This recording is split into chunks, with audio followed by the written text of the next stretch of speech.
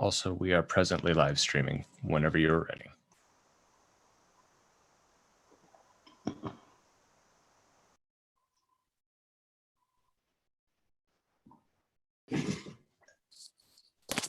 Hello.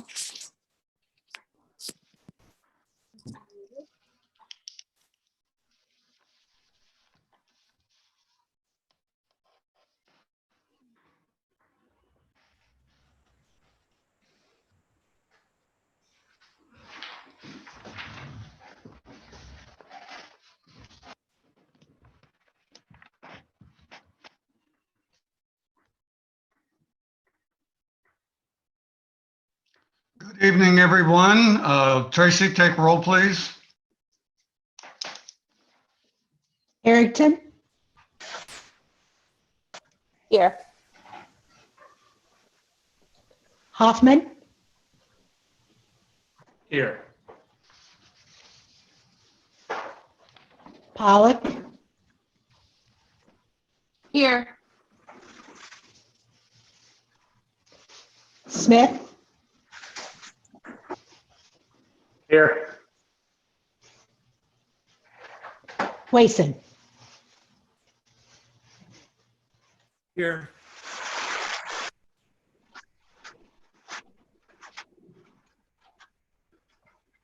Okay, I think that's everyone. We have the agenda before you, no changes from the modified one that was sent to you. So a motion to approve would be in order. So moved. So move. So move. Any seconds just for fun? Second. Thank you.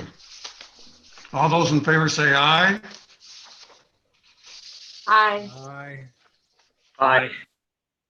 Aye. All opposed?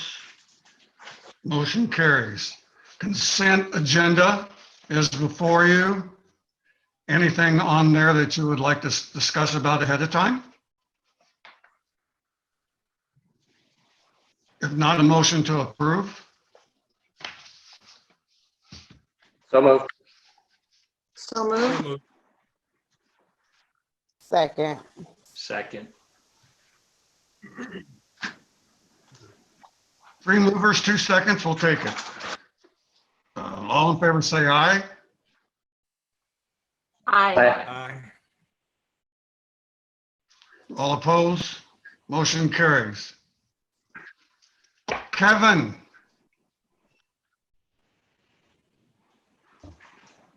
Thank you. I've got 3 updates tonight. I'll start with Dubuque Street Phase 1. We've had a lot of meetings with adjacent property owners over the last 2 weeks. I think we've got 7 or 8 meetings, and they've all gone pretty well so far. So we've got a couple more to do, but so far so good. Next, Ranchaw Way Phase 5 design work is underway. We've got a date of May 29th for our first plan submittal to city staff, and then we'll have a city staff review meeting the following week in June. And then lastly, St. Andrews Drive. They did remove the old roadway in the last 2 weeks, and they've installed almost all of the storm sewer. So they're making pretty decent progress. In the next couple of weeks, they'll continue with grading and finish the storm sewer. They've got some water main work and a little bit of forced main relocation work. And then they'll also start cement subgrade treatment in preparation of the new roadway bed. So it's moving along pretty decent. And that's all I have, unless you guys have questions. questions for Kevin? Thanks, Kevin. Ryan? Mr. Heyer? Sorry, I couldn't get to my mute button. Thank you. Just a few updates from me. A handful of things just regarding COVID-19. Our staff continues to work on opening plans for our facilities, especially for those facilities that will be open to the public. Again, we are intending to stay closed through the month of May. But then when we do reopen, working on things like plexiglass panels in front of service counters, hand sanitizers available, just different disinfecting schedules to make sure that we're being as safe as possible. So that's ongoing. Our team continues to meet every other day, Monday, Wednesday, and Friday, to talk through those issues. I mentioned earlier today in an email that we're working on a more specific financial impact summary on how this pandemic will impact the city's budget. And while generally we think that property taxes will most likely won't be impacted as much as other potential revenues, and that's the main source of our general fund revenues. We will have some additional detail at our next meeting and just an additional estimation. That's all it is really, but hopefully give us a better idea of where things will be projected for the end, not only for the end of this fiscal year, but then starting our new fiscal year in July. And then lastly, again, from a COVID standpoint, the week of May 25th, we're a couple weeks out yet, but we're trying to get this out early and often. Johnson County Refuse will be picking up only on Wednesday. And so if you're generally a Tuesday pickup, you will now be on Wednesday, and everybody's trash will be picked up on that Wednesday. It'll be a long day for them, but this was a result of the schedule at the landfill. And so to accommodate that, they're going to try to get everything in one day. And again, we'll be getting this information out often, but thought we'd start tonight by getting that out. Some other matters, the police station project is moving along, and we're looking for a June 1 occupancy. Diane's hoping to have everything in by then. The furnishings are in, computers are in, just doing some final punch list work. And then finally, if you've driven by the dog park recently, you've seen some activity out there. Guy and his crew have been out there quite often. In fact, today they were hoping to finalize the seating before tomorrow's rain, but I haven't talked to him here towards the end of the day. But if it did get done, or as it does get done, we're hoping that the seed takes off, and we're shooting for a fall opening so that seed can establish. So we're getting closer. It's looking really good out there, and I know Guy is excited to open it up this fall. And that's what I have now, unless anybody has any questions. Questions for Ryan? Thank you, Ryan. Mayor's report. You saw in an addendum the other day where we have received a request from Table to Table, the purpose being that they lost one of their refrigerator trucks, and this has been one of the high prime times that they need to move food to the different spots, senior dining, the food pantries. The thing is that they're asking for contributions from the different municipalities as well as the county to get one in short order right away. Apparently they have one spotted and can get their hands on it if the allocation is made. Now, is Nikki Ross with us tonight? I am. I'm on the line. Good. Nikki, can you give us a little explanation of what's going on? Sure. For those of you, I think many of you are probably aware of what Table to Table does, but we rescue food throughout Johnson County. So we collect it from grocery stores, food warehouses, farms, farmers markets, and we get it out to organizations that serve people who are struggling with food insecurity, and many other organizations when we're not dealing with the current crisis. Currently, we are prioritizing hunger relief organizations in North Liberty. That includes a senior / shut-in dining program offered by the Baptist Church and the North Liberty Community Food Pantry. A few weeks ago, Table to Table experienced the loss of our oldest vehicle. We had anticipated it would last us another 18 months so we could fundraise for it. In the past, we just make do without it, and we rearrange things, and our volunteers do longer shifts, and we reuse, do multiple routes in a single day, several routes in a single day in a different vehicle. But with the current crisis, we're really unable to do that safely. It takes us about 3 hours to turn around our entire fleet in terms of sanitization and things. Along with that, I am just kind of shocked to report that April this year is in our top 5 in the amount of food that we've rescued in our entire 24-year history. So we just realized very quickly that we can't just wait to buy a new vehicle. So that's why we're reaching out to you and all the communities in Johnson County and the county. And we've received some private funding as well. We're just trying to cobble together enough so that we can purchase a new refrigerated vehicle and keep our operations at their max capacity. Any questions for Nikki? What I'm asking for this evening is the council to approve expenditure from the surplus funds for $2,000, which was requested for us so they can replace the truck. So if it's all right with you, I would like to have a motion to approve that expenditure. I'll move that. I'll second it. Thank you. Any other further questions? Nikki, could I just ask you real quick? This is Chris. You mentioned in your note that you would have ordinarily maybe fundraised for an amount like this. I'm going to be in favor of providing funding to you guys right now anyway, just out of curiosity. Where would fundraising have generally come from for something like this? So actually, for the first time in our history, we actually lost 2 vehicles this year. And what we do is we seek private funds. We do a couple fundraisers throughout the year. There are some people who are super into giving for a vehicle purchase specifically. They might not give for other needs. So individuals, corporate sponsorships, and that sort of thing.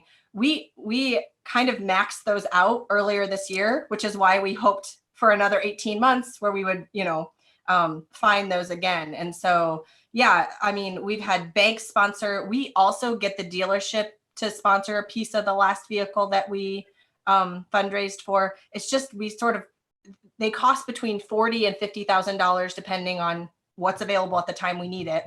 And we really cobble together those funds from 10 or more sources. Great, thank you. Mayor, I have one more. Sure. So Nikki, while we have you out here and there's a lot of people on tonight, can you quickly tell us about Recipes to the Rescue coming up? Oh, I would love to. I'm really excited about it. I think all organizations who had any, spring is a huge fundraising time for organizations, and our annual dinner is something we normally host for the last 20 plus years.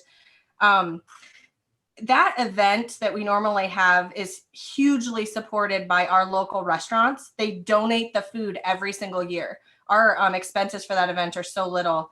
And this year, obviously, you can't have a bunch of people together for a dinner.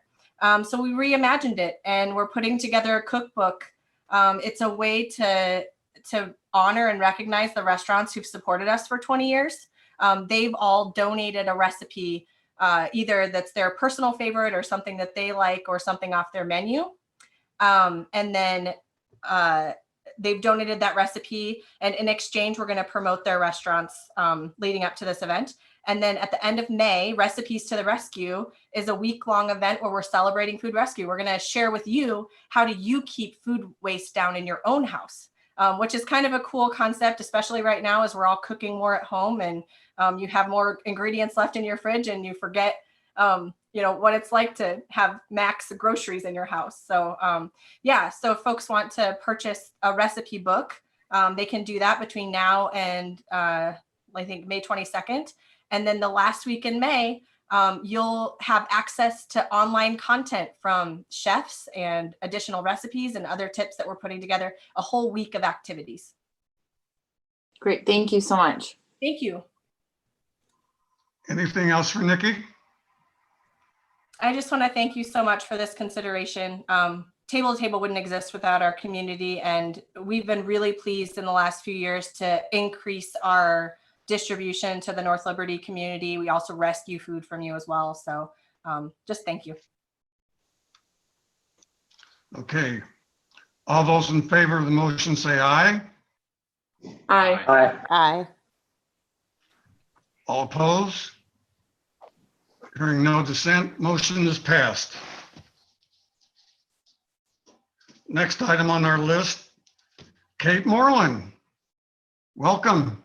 Thank you, Mayor. Nice to see everybody. I have Tom Banta, our Director of Strategic Growth, also on the line. And I'm going to go ahead and share my screen, if that's okay here. Go for it. All right.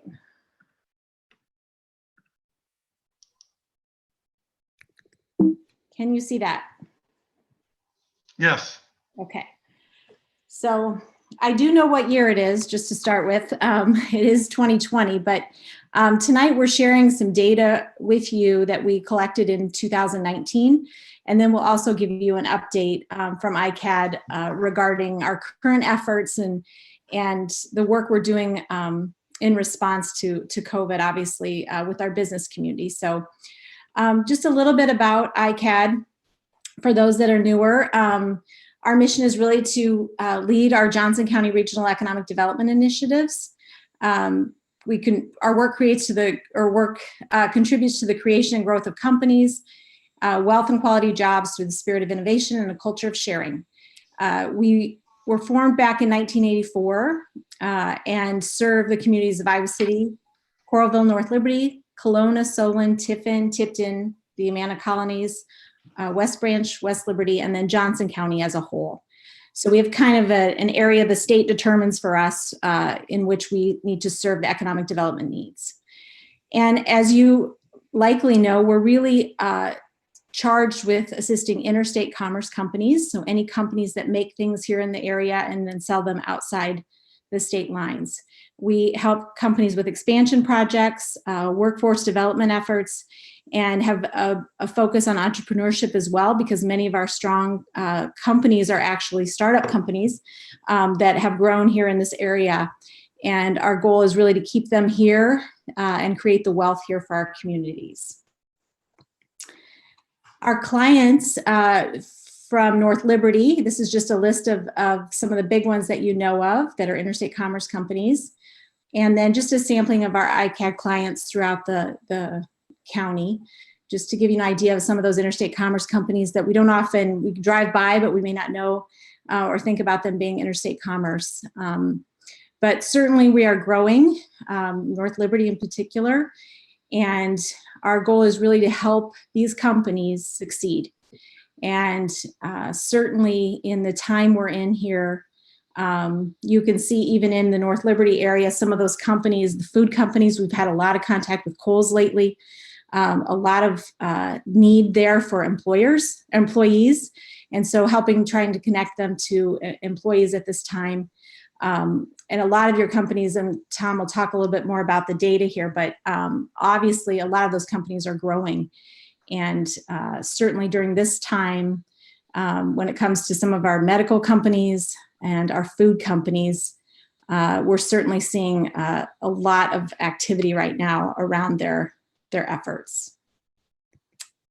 So I want to turn it over to Tom. As I said, we do the synchronous interviews with all the companies that we can meet with. We offer that to everyone, and certainly not required of them, but many of them take advantage of that every year. And we do it over the summer months. The state data comes in a little bit late in the year, and then by spring we can compare us to the state data. So that's why there's a little bit of a delay in us presenting to you in the spring, because we're always waiting for the state data to be able to make those comparisons. So I'm going to turn it over to Tom to give you an update from this past year and a little bit about what we're hearing from our companies right now. Thanks, Kate. Good evening, Council. As Kate mentioned, obviously things have changed in the last few months, but one thing to note as you look at these next few slides, the general business climate coming into this crisis or current landscape was very positive. Most all, I think we had 7 interviews of the businesses that we had on that list, and nearly all of them reported positive outcomes across the board. As you can see, nearly 60% of them saw an increase in sales. Most of them saw similar increases in market share. 43% on the market share front. 57% again look to expand in the region. All of this stuff is good indication of what position they were coming into this crisis. I had an opportunity to engage a handful of them so far. Our goal has been in this most immediate few weeks to take advantage of the fact that many organizations have had to shift their focus and kind of regroup. And so, as Kate mentioned, historically, we would spend June, July, August doing these interviews with companies.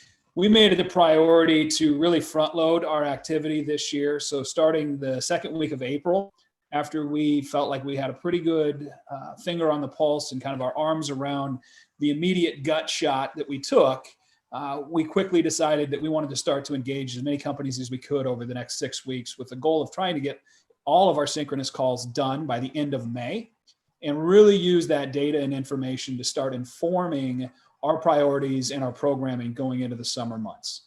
At that point, we were uncertain as to what recovery would look like. I think we still are, but we also realized that things have started to settle. It's not settled yet. There's still plenty of uncertainty, but we also need to start to plan for the future and figure out what does recovery look like for our region and our communities. And so we'll continue to engage these companies. I've had the opportunity to speak with JMI, Moxie, and Kohl's to date. You can slide through here, Kate.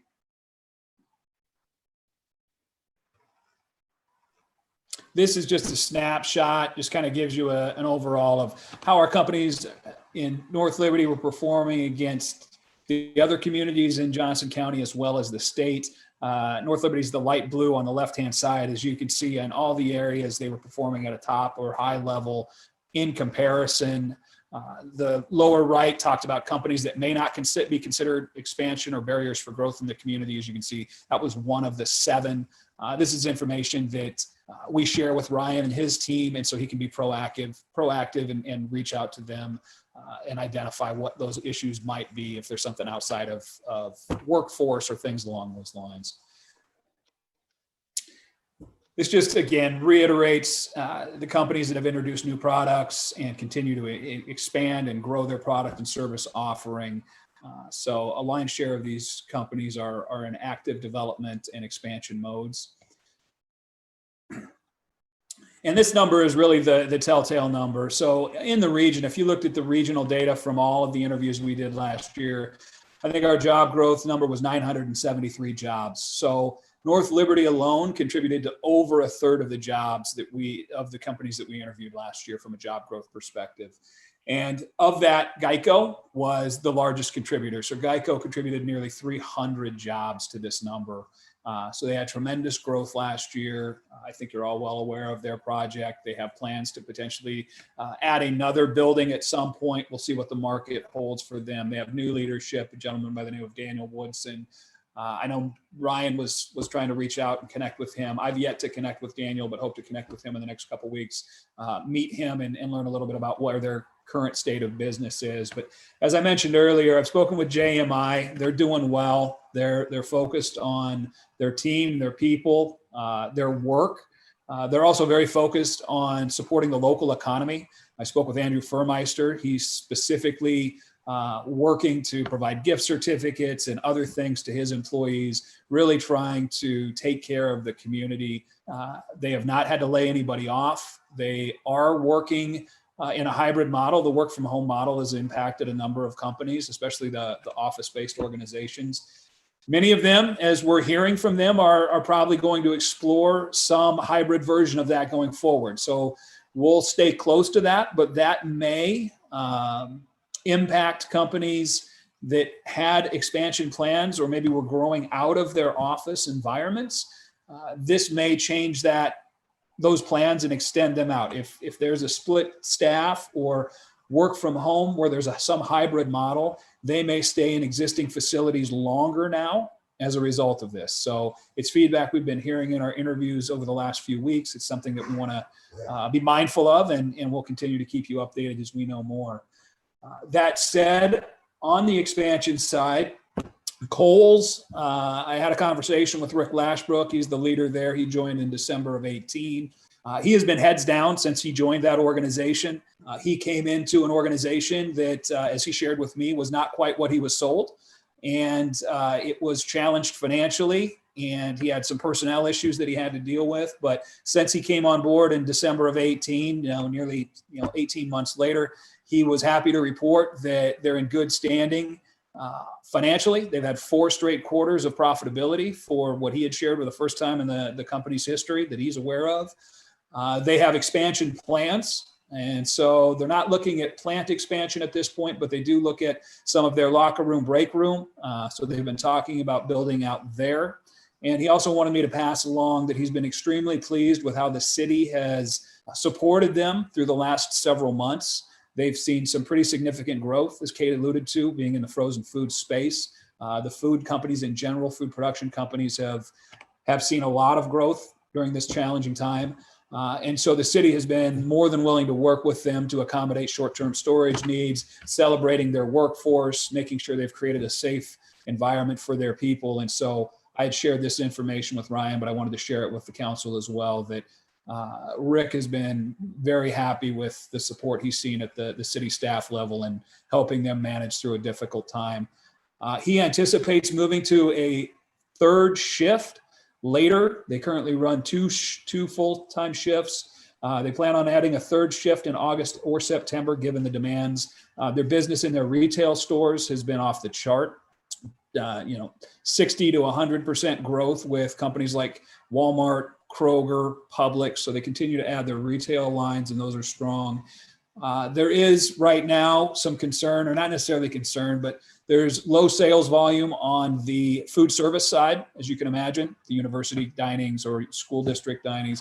New York State in particular is a community, their school districts is a food service customer of theirs. It's one of their largest. Obviously, with what's going on now, that has had an impact on their sales and revenue, but they've been able to shore that up with some of the retail work that they've seen in the growth there. Moxie as well continues to be strong. Moxie Solar is a phenomenal story, as I'm sure many of you guys are aware. 2013, I think they did 600,000 in sales. Last year, they did 30 million. And we're on pace to do 60 million this year. And I spoke with Jason just a week or so ago. They are looking to expand. They're looking at some new property and speaking with Ryan and his team about what that might look like. They have some big plans and big visions for growing their offering. They've added the electric car business. They look at an opportunity of making North Liberty potentially a destination for environmentally friendly electric cars, as well as Nest and smart home technology. And so I think that they're going to weather this. He's a savvy business guy, so they've taken advantage of some of the PPP and other resources. They're working closely with healthcare providers to kind of keep their folks busy with some of their promotions and providing kind of at cost or less solar to these folks as a way to keep their workflow and keep their personnel on board. He did mention that they were at about 150 employees currently, which was at or above where they were kind of pre-COVID. So they're managing through this challenging time, and he remains optimistic that they'll be back on a pretty high kind of hockey stick growth trajectory again in the near future. What's our next slide here, Kate?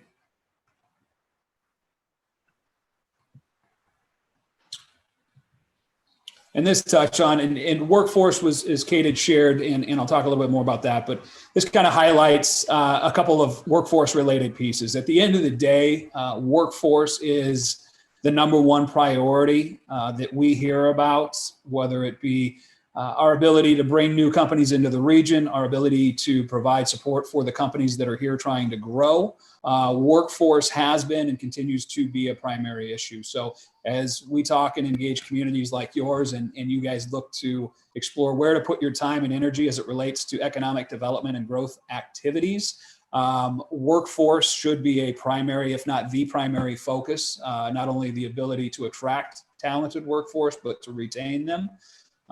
Inside of that, and some of the feedback from 2019 and feedback that we've heard universally throughout Johnson County, transportation and affordable childcare tend to be two things that remain challenging for most communities. So as you look to prioritize your work on areas that you can impact and create positive outcomes for your workforce, your transportation system and your childcare system have a tremendous impact on both of those things. Placemaking amenities ultimately are another component of that. So I think as you look into the future, investments that you continue to make in the infrastructure of the community, whether that be broadband, those are things that have become increasingly more important. Technology infrastructure, as more people are working remotely, it's putting higher demands on those. You have a great partner in South Slope there. I am sure that they're being stretched and stretched. And so continuing to invest in those types of technology infrastructures are going to be important. You guys have a tremendous location as it relates to the growth of the region and the corridor itself. A number of companies, as you have seen, North Liberty is an ideal location to build and grow a business. And so you have a healthy business mix. You have the Green States of the world, the Geicos of the world, but you also have the industrial partners, the Centros, the Frontier Co-ops, who have also had some tremendous growth of late. I mentioned earlier, we're heads down, really trying to engage as many of our interstate commerce companies as we can in these coming weeks and I'm about a third of the way through that list right now. Tim Carty has also joined us from his ICR assignment, has come back in to assist not only on the workforce front, but also take a chunk of these interstate commerce synchronist interviews.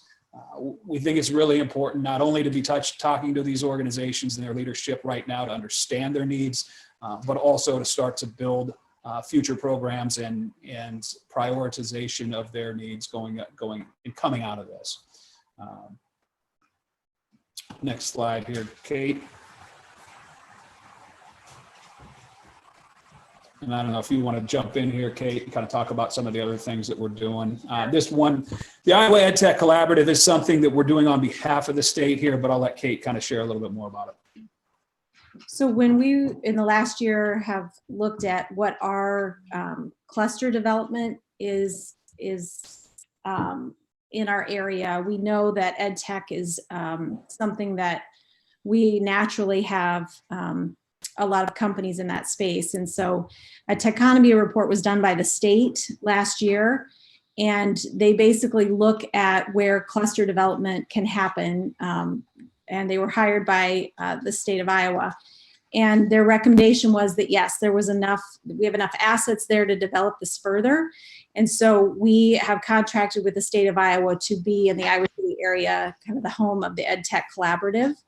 We're working with EdTech startups. ACT has been a great partner in this. Nubo Co. out of Cedar Rapids is helping run our accelerator.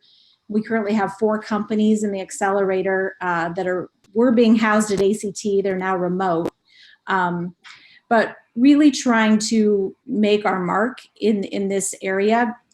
And ironically, with COVID, the increase in online learning, we are seeing an explosion for our current EdTech companies in this space. So Pear Deck, for example, added 100,000 new teachers and impacted about 1.5 million new kids being exposed to Pear Deck, which originated here in our region, and they have about 60 employees now. So as they grow, we hope to attract even more companies to this area. ACTs obviously are big, and Pearson would be our 2 big anchors in this area. ACT is doing a lot right now with transitioning into being a learning company. They were before the crisis, but certainly now that's becoming even more of a reality for ACT. So I think that we'll continue to see this be a very strong opportunity for us in the area. And we are making connections throughout the nation around startup companies that are looking for a place to go where they'll find support. And so as cluster development happens, I think we'll be able to draw some interesting companies. I think we also have the opportunity with the University of Iowa partnership to, as they go online and have been, for new ideas and innovations to come out of this difficult time. We're going to see, I think, greater innovation out of this, because this has become such an important topic for so many school districts, colleges, and it really is kind of the future of learning. We knew that, it's just been accelerated in the last couple months. So we're excited to be leading that. Tom has been doing a great job of pulling those companies together. And it really is a strategy for business attraction for us. When the cluster development, as we have those assets and we reach out to those companies, if we can draw some small, interesting companies to this area that will plant their flag here and grow, we think that'll be a great addition. And then I just want to share, because of the nature of things that are happening, our unemployment data. This data is a little misleading because we know that a lot of people filed for unemployment that intend to return to their jobs. But I just wanted you to have a picture right now. It's a snapshot of where we are. Obviously, with 42,000 people in the 7-county region in the last 7 weeks, it's a huge number. Johnson County is about 13,300 of that. And you can look here at the industries most impacted. For Johnson County, it hasn't been as much in manufacturing as it is in the food service and retail space. We were hit very early on with that because we had early cases. And so we've seen, the greater percentage being there, but also healthcare and social services. So case managers, things like that, that are currently on unemployment, and then educational services, because that's such a large area of work for our county. So that just gives you a little picture of where that sits today. And then in response to that, when we have these unemployed individuals, especially with jobs that may or may not return, or they may choose during this time off to not return and to do something different, we know that we need to up our game when it comes to partnering around skills-based hiring and being able to upskill and reskill people. So partnerships moving forward are going to be really important. This idea of skill-based hiring is out of Colorado. There's several states that have moved in this direction prior to this event, but it really is about helping employers look at hiring differently, and not necessarily on an educational or degree, but more on the skills that people bring to the table. And so it's really, for companies that can move in this direction, they tend to find more qualified people because they're looking for the right skill set versus just maybe education. One of the other early things that we did in collaboration with ICR Iowa was launching the ICR Career Collective, which is an online Facebook portal for jobs in the region, and then employees can connect to those opportunities through the Facebook group if they follow it. So we're trying to connect people quickly. It's definitely going to be the long game when it comes to reemploying people, and we know partnerships with Kirkwood, the University of Iowa, and all of our Iowa workforce development partners are going to be critical in ensuring that we are responding to the needs of our businesses and to the people in our community that are really going to need to find new opportunities and be prepared. So that work was underway, but we have again kind of turned up the dial on making sure that we're helping HR folks get connected to this opportunity and the trainings that are offered online. And then my last slide is just really wanted to highlight the partnership we have with our other area economic development organizations.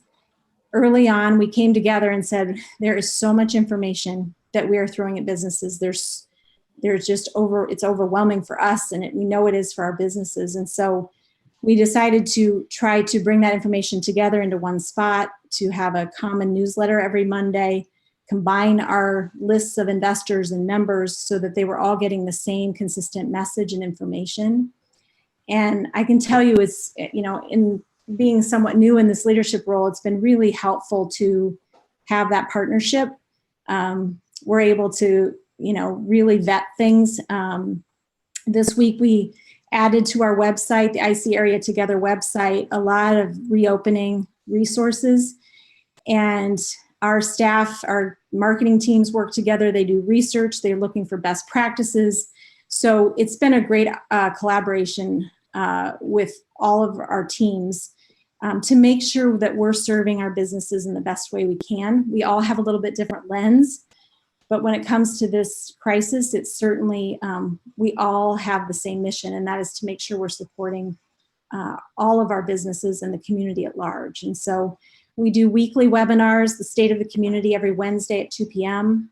Tomorrow we'll be bringing businesses in to share their reopening strategies and how they're preparing. So whether they're small or large, there'll be an opportunity for businesses to hear that and ask questions. The Department of Public Health will be there. An attorney will be on that webinar as well to talk about liability. And then we're working on a business survey that will go out. We know companies are getting surveyed a lot, but we think it's another important time to take the temperature of our businesses and really get a read on the vulnerability that is there, and find out what more we can be doing, where the gaps are, and whether or not, are they ready to reopen? Do they have the PPE they need? Do they have needs that we can help meet? So with all of that, I just want to also thank the council and the city for their support. Obviously, this is a very trying time for everyone. As we move into this new phase of reopening and recovery, I think that collaboration will be the key to that in our area. And there's so many great people, going to be a lot of great ideas and new endeavors and new work that we're going to need to take on. But I have confidence in our community and our resilience. So we plan to be at the table, and we just want to thank you for supporting us, and look forward to working together with you as we move forward at this time. And I'm happy, and Tom's happy to answer any questions. Any questions for Tom or Kate? If not, So Mayor, I thank you have a for number your of time and questions. presentation. Just one question. Mayor? Yes. Okay. Kate, first of all, congratulations on your new appointment. My name's Brent Smith, one of the newer council members. I'm sure that Ryan has probably prepped you and Tom, as I've been a bit boisterous at our commitment of $75,000 per year from the city with ICAD. So a couple of things that I'm looking for tonight to help me understand and feel more comfortable with that investment. What can we expect to see in some changes with your appointment to the director position? And specifically, what's your goal for North Liberty in our 2021 fiscal year? Well, I think, I've been in this community 25 years, so I have watched North Liberty go from being, a very small, quaint community to kind of exploding. And I think what we need to do is really work closely with your city manager, your city employees, and council in general to make sure that we understand your plan for growth, that we can help support businesses, because like Tom said, I think we're seeing a huge surge in growth in North Liberty. We have for several years now, and the businesses follow the people. So what I think we're seeing now is really that expansion of current businesses, but also new business looking to relocate or to move. So for us to really spend time understanding, and I've had some good conversations with Ryan about this, but just ensuring that we're responsive, that when we hear of something or there's a concern or there's an opportunity, that we're really on top of that and connecting with the city, because I know that, every city has a little bit different plan for growth and the opportunities that may present themselves, but also being a little bit proactive in that to ensure that we head off things. I mean, part of our job is to really listen and spend time with those relationships. And so I think that's what you can count on us to do is, bringing back that information and and having a good understanding of what your plan for growth is and your objectives right now as a city. I think, you guys have done some wonderful things in our community, and you highlighted a number of those tonight, had some tremendous success stories. Just like any business would be asking you guys with the membership with ICAD is, what have you done for me lately?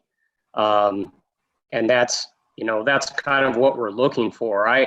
It's very easy, I believe, to point towards some of the more state issues of workforce, where it's difficult to find the number of workers or the specific workers that workforce are looking for. But really, North Liberty has done about all we can to attract residents here. We've been one of the fastest growing communities in this area for a number of years, and we have added a tremendous amount of housing in our community. And it's time for us to diversify our tax base. And that's what I'm really looking for with this continued partnership with ICAD, is to be able to diversify so that we can better serve all of those new residents that we have through our general fund, with new businesses that come. And I know you can't specifically talk or mention any business names, and that's not what I'm looking for.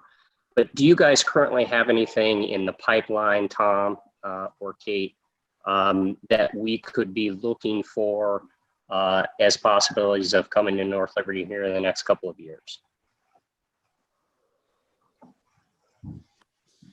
Tom, I may let you. I think, yeah.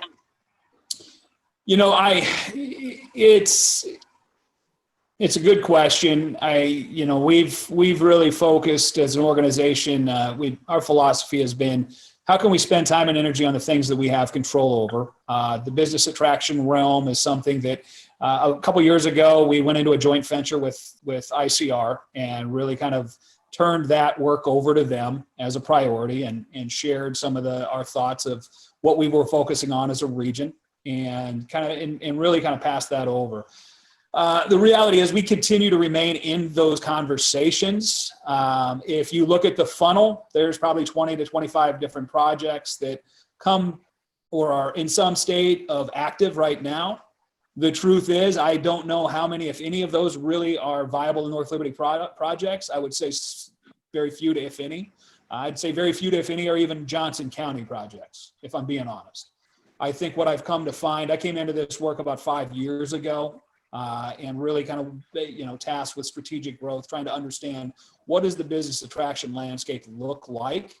What I've come to believe is that spending time and energy on the workforce attraction, placemaking efforts, and entrepreneurial efforts, investing locally, taking care of the companies in your own backyard, and then being intelligent or intentional about trying to find those organizations that you want to round out your business community, but staying focused on the things that you can control and invest in is the long game to find those companies over time.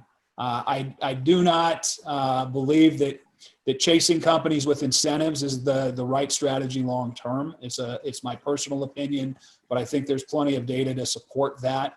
I've seen in our backyard of Johnson County a lot of the entrepreneurial growth. I've seen the community of North Liberty, as a result of your location and the investments you've made, attract companies like Geico as they've looked to grow and mature as a company and expand and position themselves. So can I say that there's a funnel full of companies knocking on the door from outside the region to come into North Liberty? No. Do I believe that you guys have done and will continue to do things to make your community a very attractive asset for companies that want to come into this region? Yes, I do believe that. And I think part of it is us continuing to work with Ryan, continuing to develop the relationships with the companies you currently have to make sure that they grow and stay there. Number one, it's the bird in hand mindset. But two, around the workforce stuff, are we building out and attracting the workforce talent? And that talent, in my opinion, needs to be more of our tech related and tech savvy talent. I think we have an opportunity now, given the most recent crisis with work from home, with people realizing that you don't have to sit in an office from 9 to 5, to have strategies to go attract and bring people into communities that are looking for quality of life. And I think North Liberty's created that and continues to create that. And I just believe that those are the activities and things that we need to do. We need to double down on the entrepreneurship and remain focused on the companies you have, and then building out your executive park and making sure that those lands and space is available and that the city is ready and easy to do business with, that you have the infrastructure to support a growing company. And those are the things that I have found that have been what companies are at the end of the day interested in. On the industrial side, most of the companies that I see coming in are a race to the bottom because they're looking for low cost labor. On the industrial side, when I see projects come in, they want cheap land, they want big incentives, and they want low cost labor. I don't think, and I don't want to speak for North Liberty, but I do not believe that you guys have worked this hard to do what you've done to build your community for that. And I think that what you have done is positioned yourself to take care of the quality industrial groups that you have. And you've made yourself a very strong, attractive destination for young families, which you guys are the destination for that segment of our population right now, which is a key segment. And you've got space and you've got land and you've built out infrastructure. You've had some big investments and some, I wouldn't say painful years, but I'm sure Ryan is tired of hearing about from companies and businesses about when a road's going to be open or things like that. But you guys you're doing the right things to be positioned well for future growth. I wish I could say it's going to happen overnight. None of this happens overnight. I don't know that if ICR is, from an attraction perspective, has been around for 3 years now. They've yet to bring in a single project for the entire region. And that's just the nature of the work. They're predominantly industrial focused. So we look at how do we create small wins? How do we find entrepreneurial opportunities, create growth, and invest in community and placemaking where we can, so that when those opportunities come, we have the workforce and we have the place for those people that want to grow and build their company. Brent, and I would just add. Thank you, Kate. Thank you, Tom, and thank you, Matt.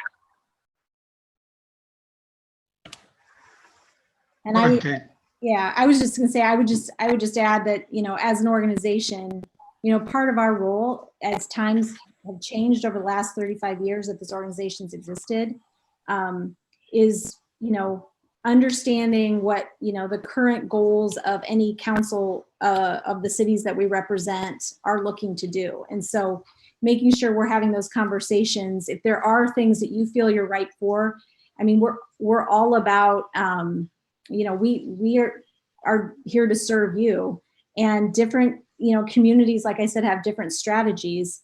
But as long as we're aware of those and, we understand that, there are certain companies, a Costco lands somewhere. I mean, it's a big deal.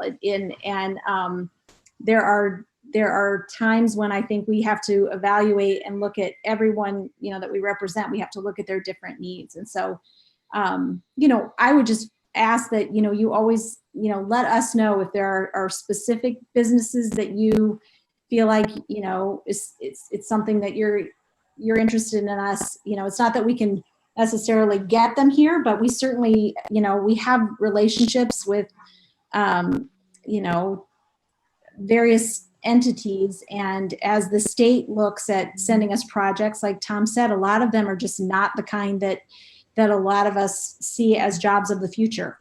And so really thinking through, which is something that I think we all have to do, especially right now, when I think we're going to find a lot of people looking to move to more mid-sized communities after this. I think it's going to change some of the patterns of people's living, frankly.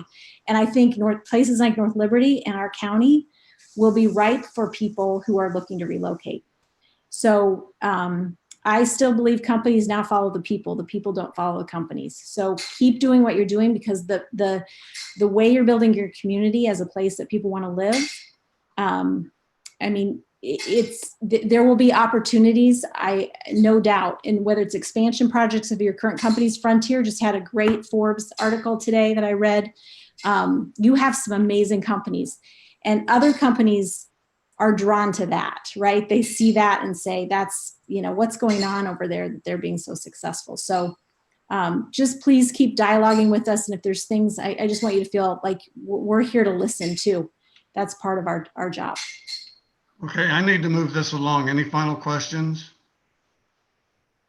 Thank you both so much for your presentation this evening, and I think all of us learned something new again. Thank you, Mayor. Good night to you both. Thank you. Thank you, guys. Thanks, guys. Thank you. Next item that we have is social service programs and applications for funding. I am asking that the persons making presentation keep it to 3 minutes. What are you asking for, and what's your goal in using the money? So I'm going to start off my list here: shelter house, community shelter, and transition service. Who is presenting for that one? Thank you, Mayor, Council. This is Mark Surter from Shelter House.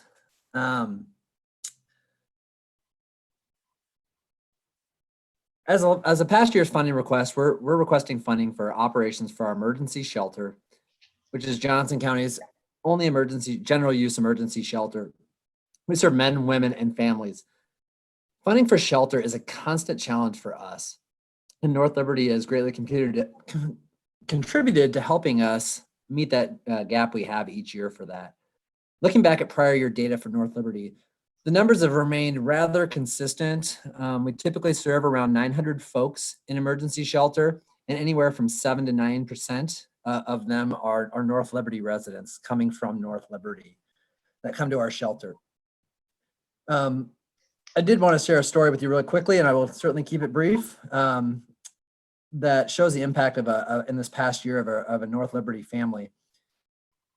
Rachel was a single mother who had 2 children. She had a mental illness, and her one child also had a disability. She was living in an apartment in North Liberty. Child got sick. She had to miss work. She got sick. Ultimately ended up losing their job and their apartment. Moved in with a friend. Were there for several months. Had a falling out as this person was, Rachel was unable to pay her rent there and her portion of the rent. The friend kicked her out. She ultimately was homeless and contacted Shelter House. Rachel was in shelter for only 43 days. During that time, we helped her get with a psychiatrist, got medication prescribed for her again, started taking that, found a job back in North Liberty because all she said during the entire time, she wanted to return back to her community, which was North Liberty. Shelter House helped her find an affordable apartment in North Liberty for her and her family to move into. Also helped her find a job, provided short-term rental assistance for her, and transitioned from homelessness back into housing. Also quickly connected her with other supports offered, especially the North Liberty Pantry. Rachel's been stably housed for 7 months and reports that she is doing well. Her family love North Liberty, and Shelter House helped her furnish her apartment as a place that she can call home again in North Liberty. I did just want to share that story to show the importance and impact that having a supportive and functioning crisis response system for people who experience a housing crisis can do for a community. Shelter House's emergency shelter fulfills that role, and I do hope that council will continue to support our agency and our emergency shelter program again this year. Thank you very much. Questions for Mark? Thank you, Mark. Community Crisis Services and Food Bank. Anyone speaking for them? Thank you. This is Sarah Witchery, the Director of Services. Thank you for taking this time to learn a little bit more about these applications. Community Crisis Services and Food Bank, formerly the Crisis Center. We rebranded a little over a year ago. We have a variety of services that we've had since 1970. We have crisis intervention for people experiencing any sort of crisis, including and particularly in the realm of suicide prevention. That's via phone, chat, and text, obviously available to North Liberty residents. Our food bank is available for anyone in Johnson County. The application that we have tonight is really about our basic needs program. That program provides housing and utility assistance, help with getting items to start a job, such as work boots, slip-resistant shoes, other work-needed items, and help with obtaining a birth certificate or ID, and help with small prescriptions. In all of those services, we coordinate with other agencies and provide referrals. We partner with many of those agencies. And really, most of the assistance that we're providing to North Liberty residents is in that housing and utilities assistance. We find that with an average of around $100 or $103 during when we studied the work that we do, we find that 96% of people who receive help with one of these bills at an average of $103, 3 months later still is in housing with their water and their energy all connected, which is an amazing impact for such a small amount of money. It is truly a homeless prevention program. And that is something that we are supporting anyone in Johnson County, but in particular, North Liberty residents. Last year, we served nearly 300 North Liberty residents, and that's what we're anticipating doing this year. That's about 11% of the assists that we provided, which is why we are asking for $10,472 to support that program and to make sure that we are able to help those North Liberty residents stay in their housing with utilities and truly keep people stable. So thank you for your consideration. Questions for Sarah? Iowa City Free Medical and Dental Clinic. Hi, can you hear me? Yes, go ahead, please. Thank you for inviting us here tonight. And I also very much appreciate this opportunity to share a little information with you and see if you have any specific questions. The free clinic is requesting consideration for $2,500 from North Liberty. This funding will be used to support our case management program, through which we provide care throughout the year for patients diagnosed with chronic health conditions, in particular diabetes, hypertension, and other heart disease. Over 60% of our patients are diagnosed with at least one chronic health condition. And because of this, 4 of our 6 weekly clinics are designated for this population who have these conditions. As my application indicated, 104 North Liberty residents were served at the free clinic in fiscal year 19. During the first 6 months of fiscal year 20, we served 72 North Liberty residents. The only other thing I wanted to share with you before I ask for your questions is that next year, the clinic is going to celebrate 50 years of service for and with our community. This will make us the second longest running free clinic in the United States. Our longevity and our success is due to our invaluable partnerships, such as the one we have with you. This last year was the first year we received funding through the council. We're very, very grateful for that and look forward to a continued partnership with you in the coming years. Thank you. Questions for Barbara? Thanks, Barbara. Thank you. North Liberty Pantry.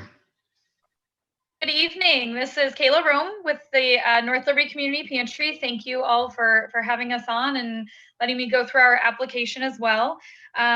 You all have the application in front of you, so I'm sure you have read that 2019 was a very, very big year for the North Liberty Community Pantry. we saw a 21% increase in the services that we distributed. It was a pretty unprecedented year, followed by the current pandemic, where we are seeing increases in different ways. Since all the changes that have taken place, we've added 35 new North Liberty families to our list of services.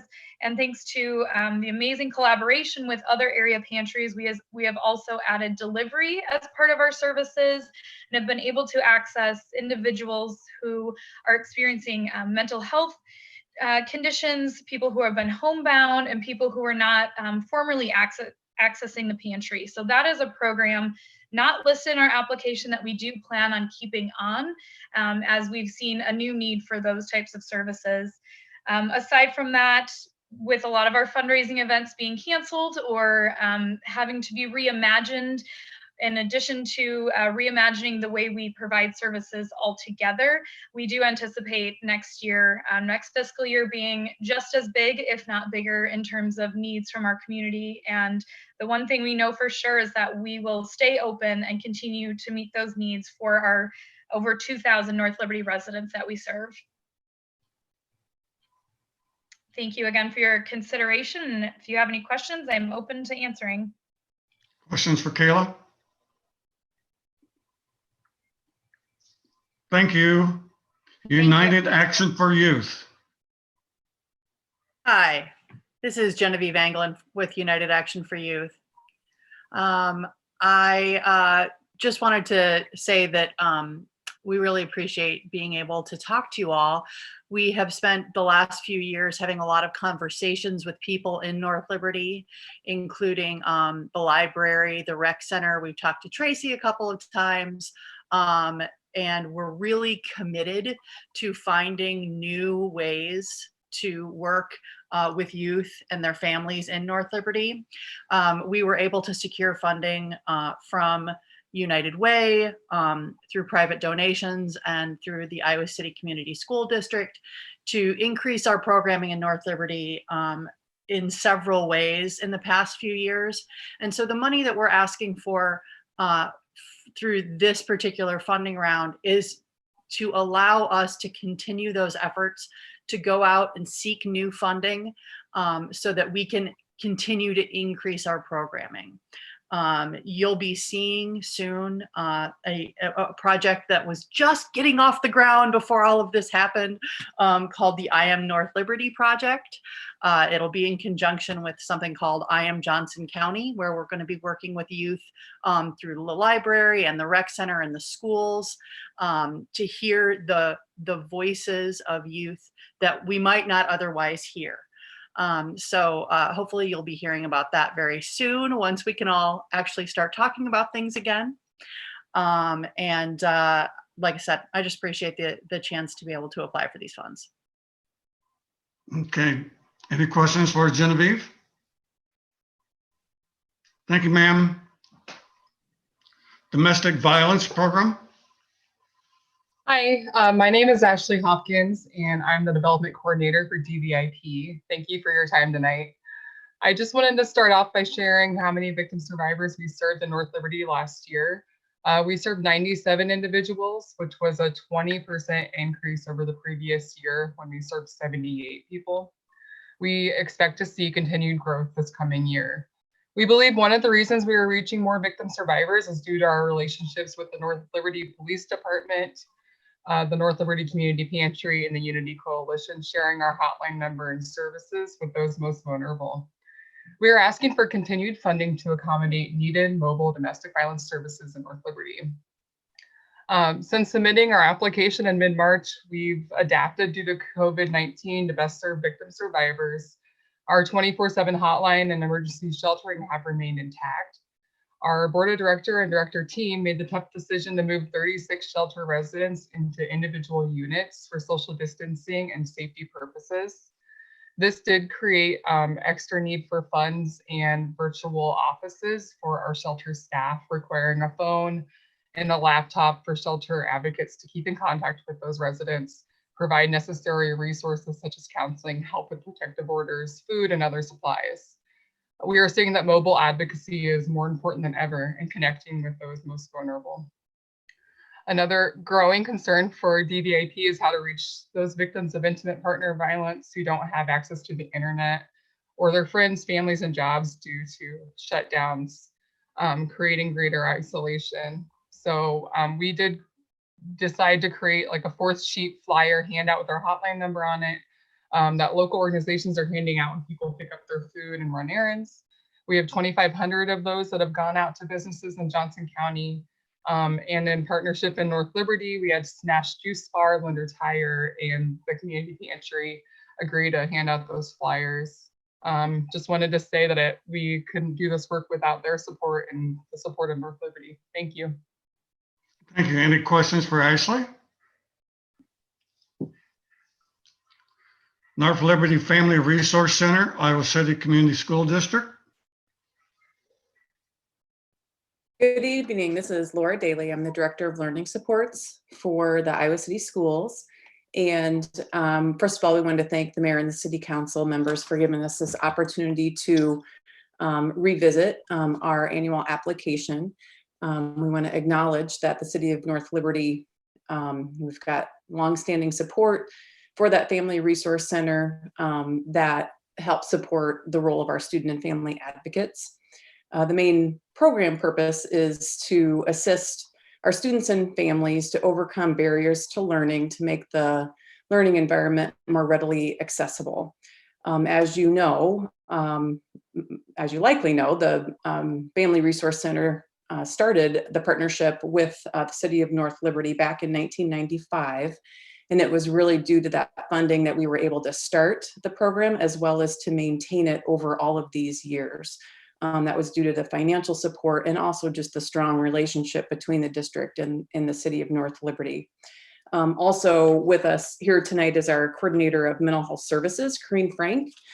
She directly oversees the Family Resource Center in North Liberty and in each of the schools, and works directly with the student and family advocates that this funding supports for personnel. And she'll share a few more details about our application. Corrine? Hi, thank you, Council. This is Corrine. I just wanted to say the funding supports that SFA, student family advocate position, like Laura was saying. It's a free service we have available to all students who attend our North Liberty schools. So 4 elementaries now, junior high and the high school. It really has 2 goals. One, short term, is to connect any family who needs it to resources within the community. And then the long-term goal is to provide some case management support for families who are really struggling to make those connections and just need some additional support to be able to access the services they need to continue to thrive. Last year, the Student Family Advocates in North Liberty served about 300 students and their families at the high level of case management support. Often this involves those connections to resources beyond school, many of whom are here today, so that partnership has continued to be valued. Ultimately, our goal really is to help support families in becoming connected and thriving within the community, and we know that often starts with schools, especially families with children, because the school happens to be that first point of contact. So having our student family advocates a part of the North Liberty Unity Coalition, a part of the community up there, has really allowed us to grow and support a number of the residents. We just really thank you for your continued support and are open to any questions that you have about the work that's being done. Questions for Laura or Corrine? Yeah, I have one, if you wouldn't mind, Mayor. Laura and Corrine, your application recognized the difference now that we're in COVID-19, and I greatly appreciate you guys making a smaller request than you have in years past. I have kids in the elementary schools, well, we're in elementary school, now in the junior high school. And I think the work that you do in those schools is amazing, and it's fantastic. And it's such a vital link to so many families in our community. So thank you for that. The question I have is how much impact and how much contact are you able to have with students now, since they've been away for 7 weeks now from spring break? And if this goes into August and September, bleeds into the next school year, how much impact or how much contact will you be able to have with those kids in those schools? And because it kind of relates the funding request still, that it's out there. And if we could shave off a little bit, maybe from a few spots to help another organization, we may need to be able to look for sources like that. Chris, I think that's a really great question. We've actually, the student family advocates across the district have been quite busy during closure here because they have some unique relationships with families that maybe aren't as communicative with the general school population, and so have been able to continue to outreach to some of our higher risk families to make sure, A, they know what's going on with school, are connected to the school resources we're currently trying to utilize, and then are continuing to check in around food needs, housing needs, those other needs that we're really worried about as well, as far as how our kids and families are doing. So they've been quite busy. And I agree, looking into the fall, we'll continue to look at how this work looks, how it needs to look different, how it needs to adjust, and how we can respond to the needs as they present. Thank you. Any other questions? Thank you both. Housing Trust Fund, Johnson County. Good evening, Ellen McCabe here. Thank you for this opportunity to provide an update on the Housing Trust Fund.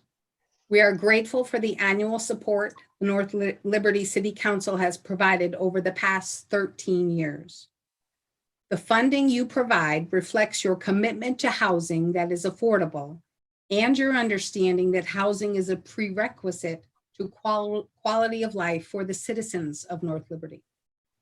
The Housing Trust Fund has provided more than $10 million through a variety of affordable housing programs. More than 800 households have been assisted through our 2 core programs aimed at preserving and creating housing that is affordable. This past year, the Housing Trust Fund invested $2.4 million in housing that is affordable, and that investment leveraged an additional $22.8 million in the development and preservation of affordable housing. In terms of impact specifically in North Liberty, we funded both Penn Oaks and the owner-occupied rehabilitation program. With regard to Penn Oaks, the Housing Trust Fund provided $325,000, which will provide 36 households in North Liberty with housing that is affordable for decades to come. All households at Penn Oaks have incomes at or below 60% of the area median income.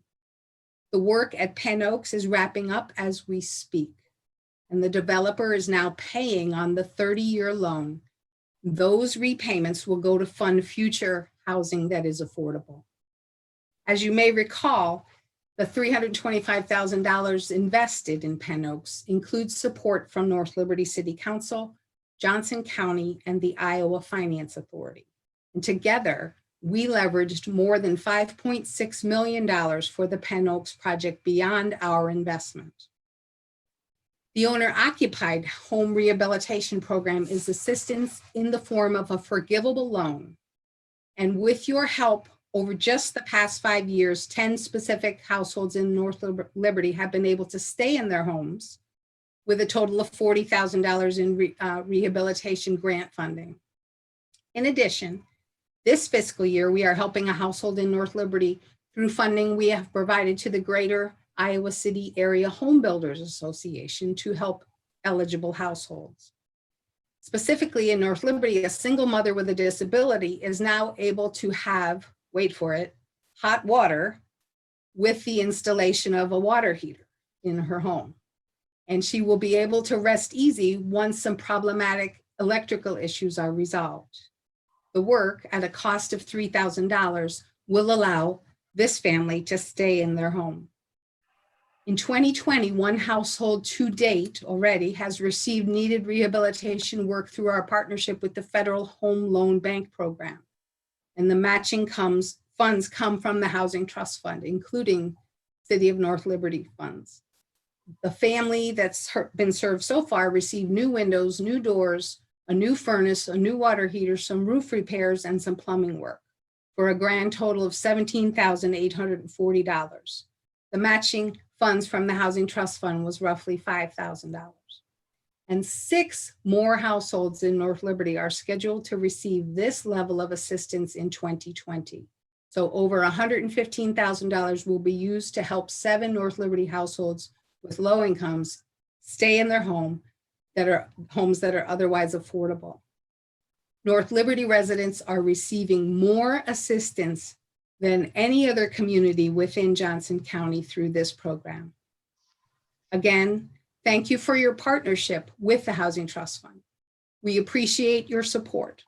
Your funding makes the work that we do possible. And I want to publicly thank Tracy Mulcahy from your staff for her dedication on the board of directors of the Housing Trust Fund for the past 10 years. I'd be happy to answer any questions. Any questions for Ellen? Thanks, Ellen. Thank you. Big Brothers Big Sisters, Johnson County. Good evening. This is Delita Thurnis. As everyone else has said, thank you for the opportunity to talk about our application. And also thank you for not making me turn my camera on. But it's really great to see all of your faces. We have benefited from years of support from the city of North Liberty, Big Brothers Big Sisters. And given that support, we continually serve more children in North Liberty. Last year, about 18% of all children we served lived in North Liberty, and that's between 70 and 80 kids in both our community and our school-based program. What COVID-19 has taught us is even more important to keep kids connected. Even during this crisis, our bigs and littles are in communication. Our staff has been reaching out to families, much like Corrine talked about the SFAs, and checking on their status. And it's a critical, essential function, maybe not on the top of people's head. But part of that just reinforces the reason for the request for our dollars this year was to transition our North Central Junior High program that we currently have, Noble Knights. It's an after-school program in junior high. And some of those kids, when they have aged out, so to speak, from 8th grade to go into Liberty High School, they have aged out of the Noble Knights program. And really at their request, we're wanting to transition and keep those kids connected to their bigs while they transition at that critical time from 8th grade to 9th grade to Liberty High School. Since Liberty is open, we haven't necessarily had a formal program there, but we do still have community-based matches there. But what we're asking for is to prioritize and continue to keep those kids connected to their mentor as they transition from the Noble Knights program into Liberty High. Let's see, what else was I going to say? And as you know, that one-to-one professionally supported mentoring relationships are a proven prevention strategy. And the other piece of this that will be effective is we know that research shows that the longer our matches last, the deeper the impacts are. So this will allow us to extend those matches and we will see better outcomes for our young people. Thank you. Questions for Delita? Thank you. Rape Victim Advocacy Program. Good evening, everybody. And I echo the gratitude of all those before me for the opportunity to be with you tonight. As you may know, RVAP has been around since 1973. We provide free, confidential, and trauma-informed support to anyone that's been impacted by sexual violence here in Southeast Iowa, and specifically here in North Liberty. Of our services, we have a 24-hour hotline so that anyone needing support or needing resources can contact a free confidential advocate any time of day. That's been particularly important here during the pandemic. We provide in-person advocacy 24 hours a day to both Mercy Hospital, the emergency room there, and the emergency room at UIHC, as well as the law enforcement agencies here in North Liberty and throughout Johnson County. And we've been able to shift during this pandemic to providing telehealth support to all of those locations. So we have tablets distributed to the emergency rooms so that we can still have advocates provide one-to-one care for victims who are going through the forensic medical exam process after an assault. And we're grateful for our partnerships to be able to sustain that really important service. in addition to the direct services, the response services that we provide, what we're seeking funding from North Liberty again this year to help us with is our prevention work. Our mission at RVAP is ultimately to create a community and really a world one day that is free of sexual violence. And so for the last many years, we've had the opportunity to be in front of students in classrooms here in Johnson County. Specifically here in North Liberty, we go to North Central Junior High, and for the last few years since it's been built, Liberty High School as well. We provide, again, trauma-informed, evidence-based, safe dating curriculum, bystander intervention curriculum. We talk about consent culture with students, understanding that nationwide, by the time a child in this country reaches the age of 18, 1 in 4 cisgender women, 1 in 6 cisgender men, and 1 in 2 transgender youth will be experiencing sexual violence at some point in their childhood. So our goal is to reach children during these very vulnerable times. 1, to make sure that they know that they're not alone and that resources for themselves and for their family and for their friends are available to them. But 2, that they're equipped with some skills and some awareness so that they can try to be as safe as possible. So the funds that we're seeking this year, again, are to support that work and really to partner that prevention work. We've also developed in the last handful of years a curriculum that we take out to restaurants and bars, establishments that serve alcohol, understanding that alcohol is the most frequently used weapon during sexual assault.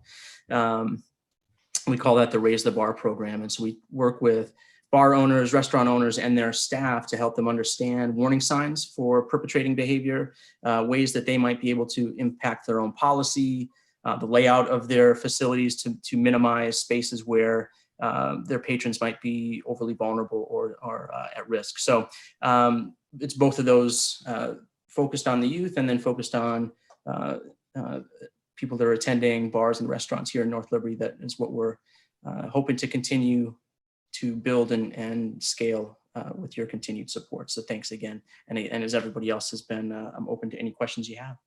Questions for Adam? Thank you, Adam. Any given child. Hi, this is Susan Brennan with the Iowa City Community School District Foundation.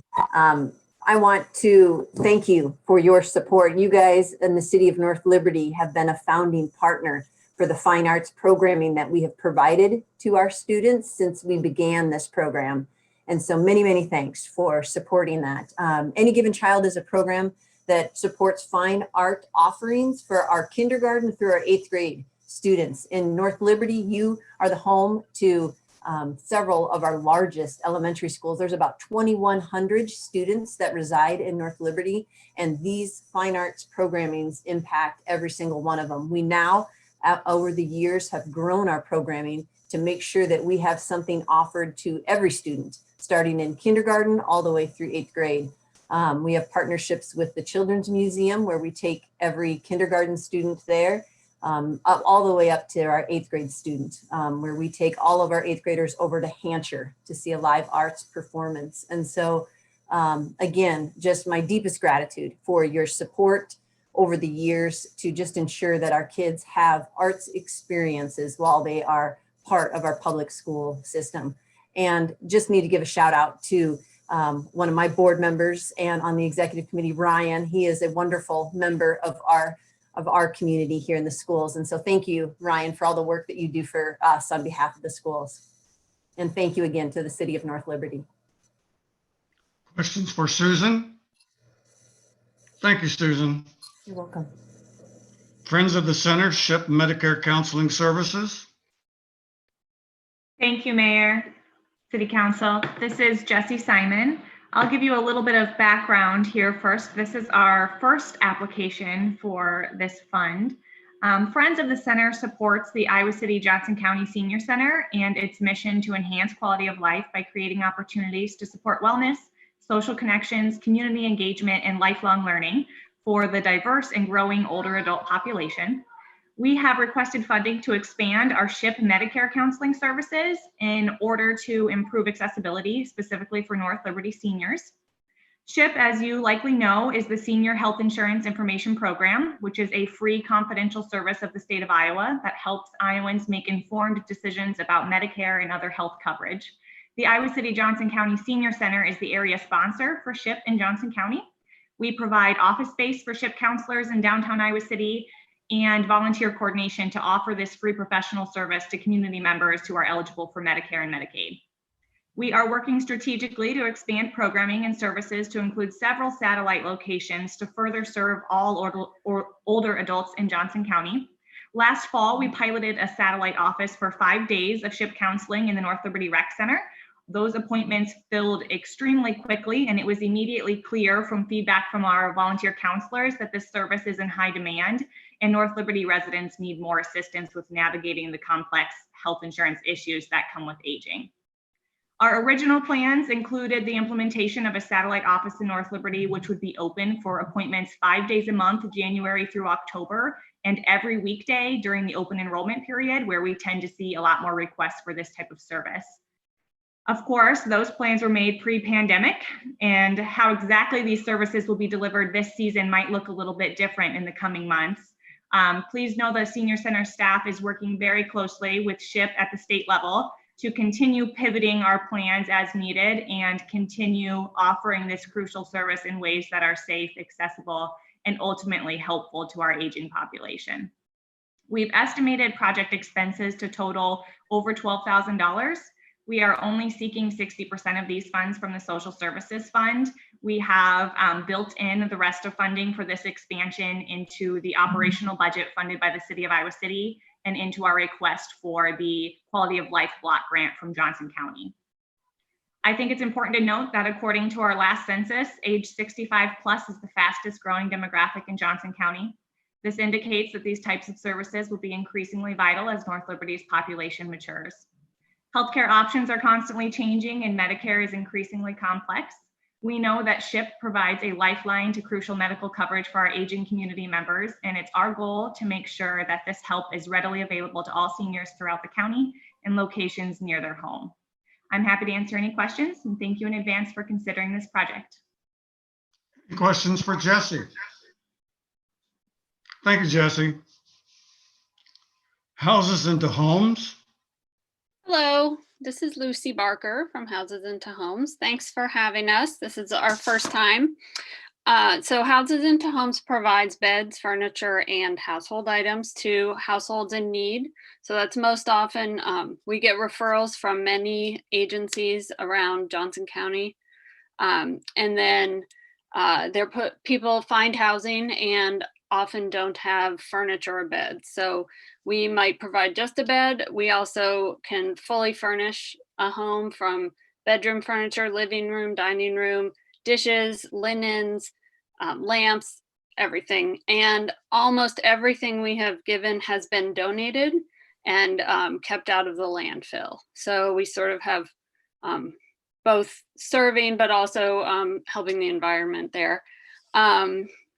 So like I said, we work with 17 agencies in the county, and about 12% of the households we've served have been in North Liberty. We have picked up many donations from North Liberty households. Let's see, we have a very simple program where we furnish homes and we have limited expenses. We have one staff person, we have rent on a warehouse, and we pay for truck rental. So our request is just for 2 months of rent to just store the items. Right now during COVID, we're taking in items, quarantining them for 2 weeks before we clean them and put them in our inventory and then deliver. We're also continuing pickups and deliveries with no contact. So we're making sure that a recipient can bring their items inside and we'll leave them outside. So we're making sure not to leave people without their beds and furniture. In the 2 years we've been around, we've served 32 households in North Liberty. And then I also wanted to mention that we have a really strong volunteer support from Liberty High School students. We also have Liberty adults, but the Liberty students have been coming. We have 10 to 15 who come every 2 weeks when we deliver twice a month. They've been coming every time since October 2018. And it's just really impressive. In fact, a few of them just applied for a grant to help sort of sponsor a 2-day delivery event. And I think that hits all the points. I will take any questions. Any questions for Lucy? Lucy, Brent Smith here. I want to thank you for the partnership. I'm glad that you highlighted the aspect of our high school kids that help you out. You have a strong support and following here in North Liberty, but it is fantastic the way that you are teaching our young people how to give back and how to do that in a hands-on way when they're not able to make financial contributions, but they can donate their time. And I want to say thank you to all of those Liberty High School students that continue to support your efforts. Yes, thank you. It's one of our philosophies, one of our goals is to create community and bring people together. And it's really important to us that we have so many students who are willing to put in the effort and give back to their community. Okay, thank you. Next application is Girls on the Run, Eastern Iowa. Hi there, this is Kelly Teeslink. I'm Executive Director of Girls on the Run of Eastern Iowa. Girls on the Run has been serving girls in Eastern Iowa since 2007 and specifically the North Liberty area since 2014. If you're familiar with Girls on the Run, you know that it's not really about running. But what we do is we serve girls in 3rd through 8th grade through 2 after-school programs, Girls on the Run, and then Heart and Soul. And what we really do is we are a social and emotional learning program for girls to help them navigate their life at that age and give them tools to not only navigate life in 3rd, 4th, and 5th and 6th grade and beyond, but also in high school and college. And for the rest of their lives. Truly, these are lessons that we hope that they will take with them as they navigate any situation in their life. And what we truly do is try to encourage girls to recognize their individual strengths and celebrate their connections with others. Our 10-week season is held after school. And in North Liberty specifically, in this past 10-week season, we were at 4 schools, Van Allen, Penn, Christine, Grant, and Garner, and served 68 girls in North Liberty. And that's out of serving 542 girls across Eastern Iowa. We were very excited, and we haven't made the final decision yet, but we are very excited to pilot a new program in North Liberty called Camp Goater. And what we like to say is it takes all the best of Girls on the Run and combines it with all the fun of camp. And this would be a 5-day full day camp. Again, teaching girls those social and emotional lessons that are so important and really important right now, giving them tools to deal with different emotions that they may be feeling, and doing interactive workshops and individual reflection, and help them build meaningful and positive relationships with others. Our plan is to launch that camp this summer in North Liberty, June 15th through 19th. With COVID, that might be, yep, I see some of your faces. We are making the decision by the end of the week if we are able to move forward with that. Regardless if it doesn't happen this summer, we are still planning on expanding our program, even if we aren't able to pilot it this summer, expanding it in North Liberty and to different areas that we serve. We do have a full camp. It filled up in a week, which we were very excited about. 38 of the 45 girls were from the North Liberty area. We had some coming from Cedar Rapids, some coming from Iowa City. And our hope is that next summer we have camps in Iowa City and in Cedar Rapids, meaning that it'll be likely that most of the girls served in Camp Goder in North Liberty will be from North Liberty. One of the pillars of Girls in the Run is that Girls in the Run is truly for every girl. And since 2007, we have never had to turn a girl away if her family cannot afford the registration fee. This past year in 2019, we gave out over $64,000 in scholarships, and we plan to do the same with Camp Goder. So this request helps us fund scholarships for girls who may need them to attend. We did keep the price pretty low at $130 to try to make it as accessible as possible for a full day camp, but we still saw a need for financial aid, and we know that will be coming down the pipeline, and so those funds will help cover that. But regardless of what happens this summer, we are excited to pilot it in North Liberty whenever we are able. Thanks for the opportunity to present here tonight. And any questions anyone has, I'm happy to answer. Questions for Kelly? Thank you, Kelly. As I understand, we had a late application come in. Is that correct? You're shaking your head up and down, and who was it? What was the late application? It was Elder Services. Sonia is on the call somewhere here. Good evening. This is Sophia Mahaffey with Elder Services, a program of Horizons. We are an organization that provides meals to homebound and often isolated older adults, many of whom suffer from multiple chronic conditions. We provide Meals on Wheels, which we make daily in our central kitchen. Our meals are analyzed by a registered dietitian to ensure that they meet the nutritional requirements for an older adult. The outcomes that we see from the Meals on Wheels program include obviously improved nutrition, but beyond that, reduced falls risk, improved socialization, decreased isolation and loneliness.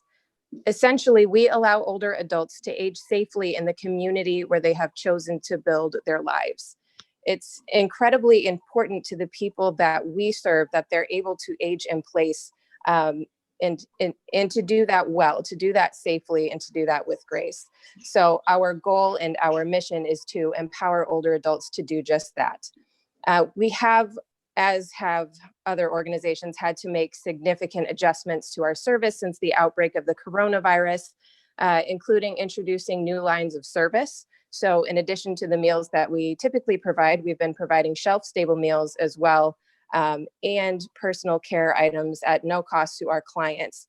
We are, again, trying to help them stay at home and stay safe and weather the storm. We've been facilitating our well checks by phone at least twice per week because our meal delivery has been reduced in order to reduce the frequency of face-to-face contact. So we're providing bulk delivery of meals at this point in time and then facilitating those well checks by phone. As often as possible, we have the normal route volunteer doing those well checks by phone to help maintain those important bonds and relationships that exist between our volunteers and our clients. So the funding that we're requesting from North Liberty will allow us to continue to provide the over 6,000 meals per year that we send out to older adults who are residents of North Liberty. Thank you so much for allowing me to speak with you this evening. I completely understand my application was late and I apologize for that. What was the requested amount, Sophia? 10,000. Thank you. Okay, that has everybody pretty much covered. So I come back to the council, and how do you want to handle things? Do you want to talk about things tonight and make a list of allocations, or go into the next council meeting with your deliberations? It's up to you. I wouldn't mind knocking this out tonight if we could, Mayor. All of these agencies are on the line with us or on video, and I think we can probably pretty well get there. We got a couple of decisions to make, but otherwise we've had worse years in the past that I think Brian and Andy can probably attest to. Okay, one thing I wanted to clarify is that the amount that was authorized, allocated, was $125,000. Is that right, Mr. Heyer? Up for yes, down for no. That's correct. Thank you. So with that added information, how do you want to proceed? Mayor, would you mind a quick overview? I had asked Ryan and Tracy yesterday and help looking at the big picture on the city's budget, and Ryan copied everybody on that today.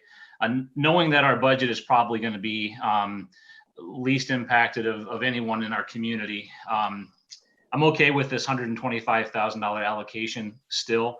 Up until about 8 hours ago, we were going to have money left over to provide to all of the agencies that had requested it.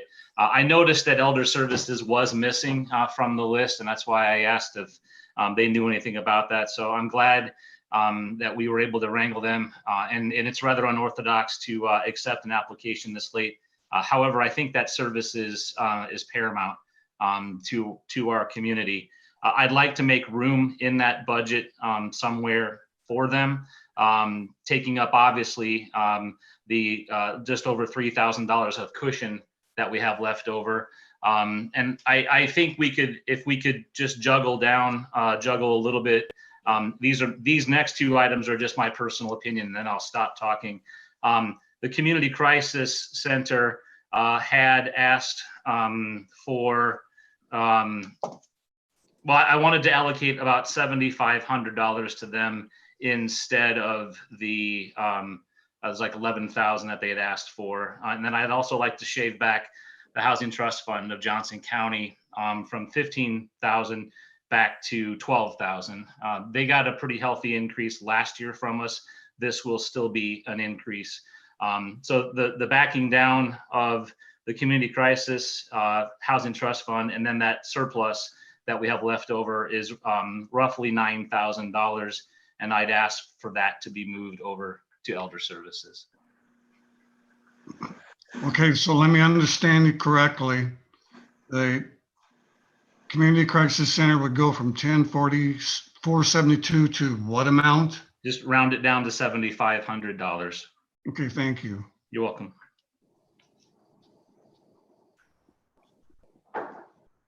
Brian? So I'm actually had the same feelings as Chris did on the Community Crisis Center and the Housing Trust Fund.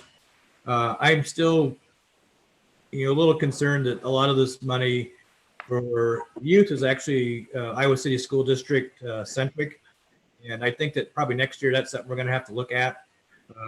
But overall, my addition to bring down a little bit to maybe leave a little cushion and we can adjust a little bit is UAY. It's a new program, and so I was just kind of suggesting a $4,000 instead of starting at $5,000. Let's see what we can do with that.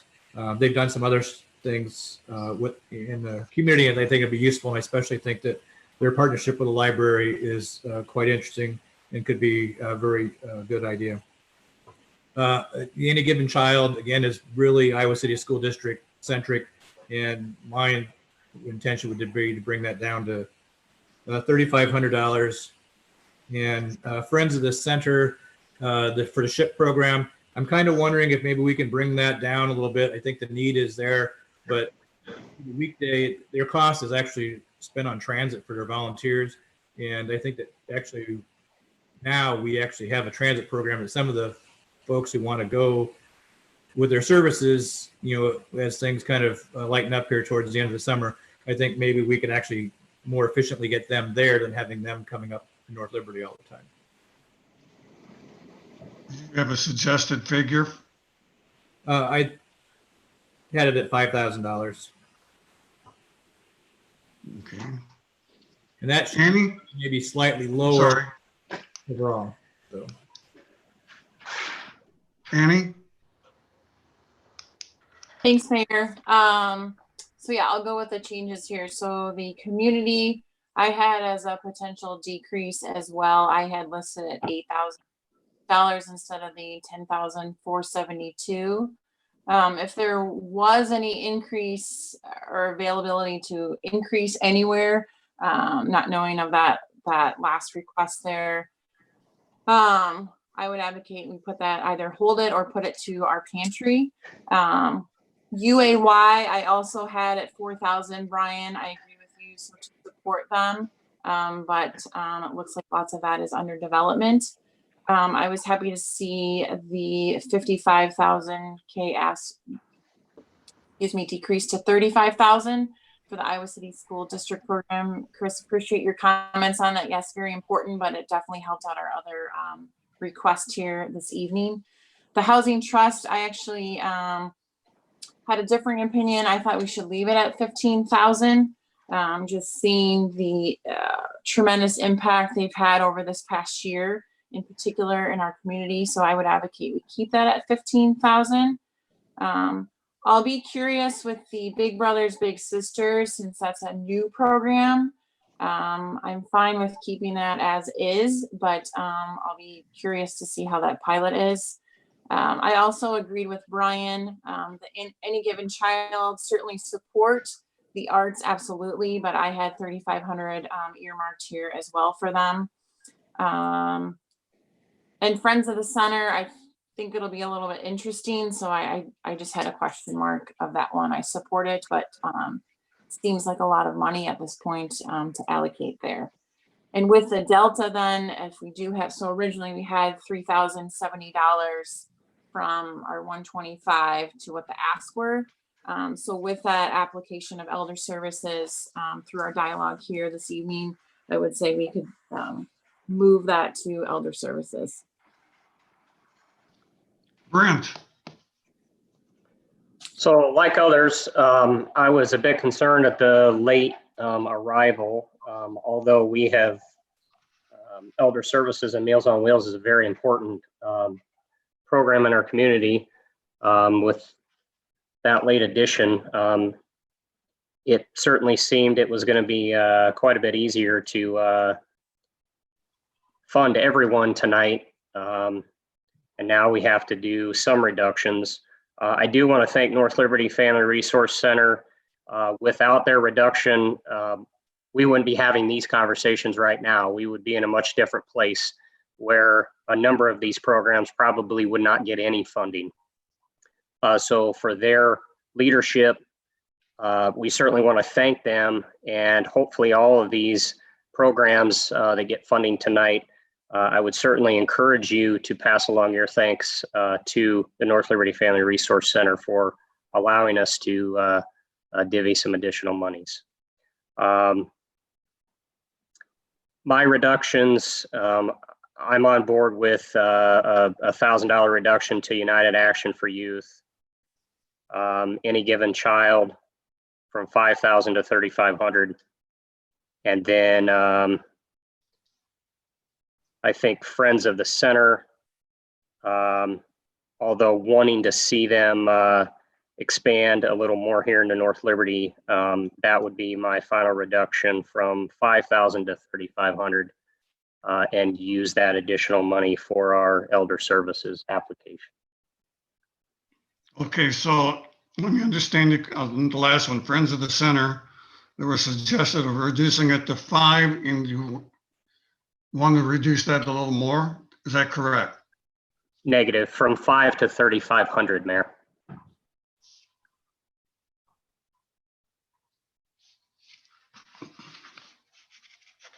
Rakisha, did we lose her?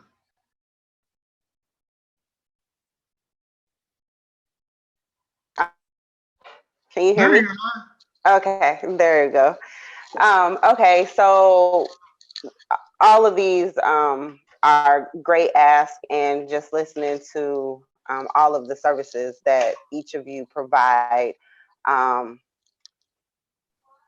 is great to hear. There were some areas, especially with the late application of elder services that was previously mentioned. I too was on board to fund a number of these at face value for what the ask was. But knowing that the services that elder services provides, it's only right that we are able to address that, and taking in consideration that the North Liberty Family Resource has dropped their ask down significantly, has opened up those funds. So I definitely agree with that, those changes. My recommendation, and I'll just go down for community. My recommendation was to go to 7,500 from their ask of 10,472. For UAY, I suggested 3,500. And for the housing trust, I also was in favor of leaving that where it was with the 15,000. Big brothers, big sisters with the transition, although I think it's very important to look at the transition with kids being connected to their mentors, especially during that transition to high school. I think it's important, but with it being a pilot program, I suggested that we take it down to $3,000. Which one program was that, please? That one was the Lightning Transition Program. Gotcha. Thank you. Yeah, with Big Brothers Big Sisters. And then for any given child, my suggestion was in agreement with 3,500 for that. And for friends, my suggestion was 5,000 of that 7,484 ask. Okay. Anything else for Keisha? No, that was it. All right. Well, thank you. All right. Let's work ourselves down the list here and see what we got or need to agree on. Emergency shelter, $5,000. Yes. Yes. Community crisis services, I have from 8,000 to 10,472. Suggestion was 7,500 to 8,000. I would suggest we go to 7,500 for a minute, and then we'll do the math when we get down towards the bottom. Okay. Any problem with that, folks? No. Good, Ron. Iowa City Free Medical Clinic, leaving it at 2,500. Yeah. Yes. Yes. North Liberty Pantry, 18,000. Yes. Yes. Yes. United Action for Youth, 3,500 to 4,000. This Yes. is one, yeah, this is one I'd like to go full on, but 4,000 would be okay with me. What about the rest of you? So I think I'd try and stay to 4,000 if we can. Yeah, I'm fine with 4,000. I suggested 35, but 4,000 is fine. Annie, you shaking your head yes? 4,000 works. Domestic violence, 6,600. Yeah. North Liberty Family Resource, 35,000. Yes. Housing Trust Fund, I have 12,000 down right now. Is there someone wanted to bring something up more on that one? No, I agreed with Rakisha. It's, you know, they did over $300,000 of improvements with Pen Oaks here in our community this year, and I've really been impressed with the way that's really cleaned that up, and I think the folks there can really appreciate the improvements that were done there and through that program. So I'd be in favor of leaving it, Mayor. At 15? I agree with that, Mayor. I'd like Yeah. to keep 15.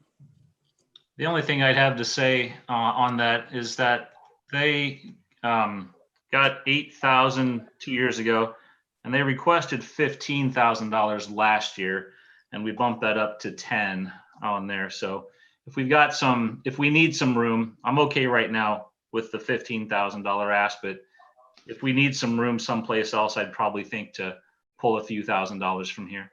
Okay, so we'll mark that one with a question mark at 15. Big Brothers Big Sisters, 1,000 to 4,374. okay with leaving there. Actually, I would make it $4,400 because I don't like the odd number. So. Does anybody have specific experience with them or past experience with them? With Tracy? Big Brothers Big Sisters? Or? Yes, ma'am. Yep. Okay. The Tracy, program. Go ahead, Rakisha. Okay, so I mean, my experience with them has been really great, and I do think that that transition in keeping those mentors together is very, very important. A lot of kids struggle with that transition just from junior high to, I mean, it's from elementary to junior high, and then to junior high to high school. That is a big jump, and those mentorship relationships are very important. I also know that once kids get to high school, they also are involved in a number of other clubs and extracurricular activities. So those numbers may also decrease. And I could be wrong, but they also get a little more busy in their schedule. So the need for it may decrease at some point in time throughout that freshman and sophomore year as well. Can we mark that at $4,000 and see what we come up with? Yeah, I'd be okay with that. Sure.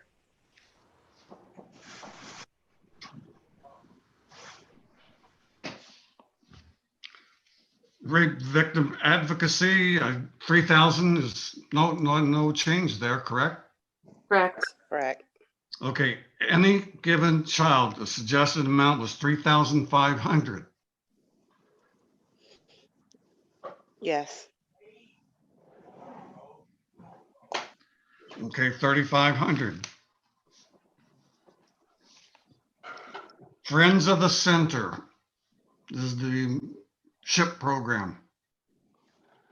We have anywhere from 3,500 to the top that I'd heard was 5,000.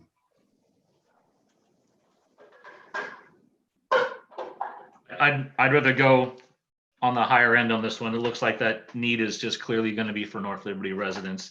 So I'd be in favor of the 5,000 range. I would agree with that, Chris. They're trying to expand some time here in town, and I think it's needed. So I'd agree with that. Brian, Annie? Yeah, I'm okay. I'm okay with the 5,000, and we'll see where we're at here when we get to the bottom of it. Okay. Rakisha? I'm in favor of 5,000. Okay.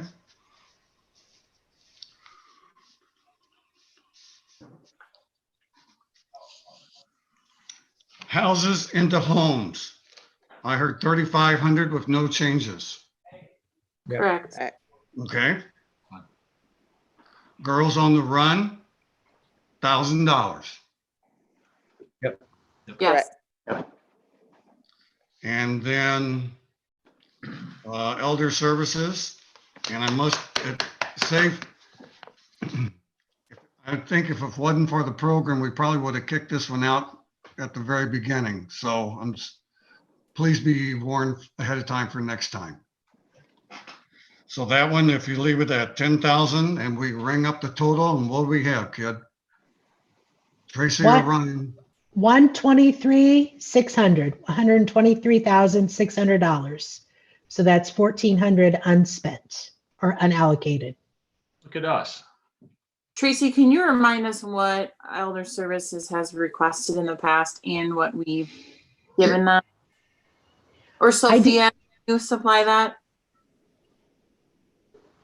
I've got it here in front of me. They requested, or they got 10,000 from us in FY18. They got 7,500 in FY19, and then they requested $10,000 last year.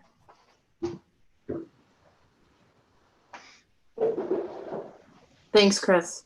Yep, you're welcome. Brent? Brent, you look like you were ready to say something. No, I think we've done some good work here. I think being able to fund everyone tonight is amazing, and proud of that. So good work, team. So you okay for leaving this at the final amount? So I am, and I believe maybe Ryan or Tracy can remember, but we still have a little bit of the money that we didn't allocate from the surplus, right? Yes. That is correct. So if, I mean, we have a little bit of wiggle room here, Chris, I think, if something else comes up, so. Okay. Okay. So Tracy, if Yes. you would please, the organization and the amount. Absolutely. And this will be in resolution form on the next council meeting. Shelter House, $5,000. Community, $7,500. Iowa City Free Medical and Dental Clinic, $2,500. North Liberty Community Pantry, $18,000. United Action for Youth, $4,000. DVIP, $6,600. The Family Resource Centers, $35,000. Housing Trust Fund, $15,000. Big Brothers Big Sisters, $4,000. RVAP, $3,000. Any Given Child, $3,500. Friends of the Center, $5,000. Houses into Homes, $3,500. Girls on the Run, $1,000. And Elder Services Meals on Wheels, $10,000. Any last comments? Just really appreciate everybody sticking out and kind of telling us about your program, and we appreciate everything you're actually doing in our community for all our folks. I second that. Third. Well, we might as well go for the full house. Rakisha, you want to do it the fourth? Yes, fourth, definitely agree. All right, we might as well have a fifth. Who's fifth? Brent? Yes, sir. Thank you to all of you for what you do for our community. So folks, thank you so much. I think you got a very nice program that you put together tonight. There'll be a resolution established on this in the next council meeting, okay? Great. Thank you all for participating out there in the field who we can't see pictures of yet, so. Thank you. Thank you. Thank you. Thank you. all. Thank you. Take care. Good night.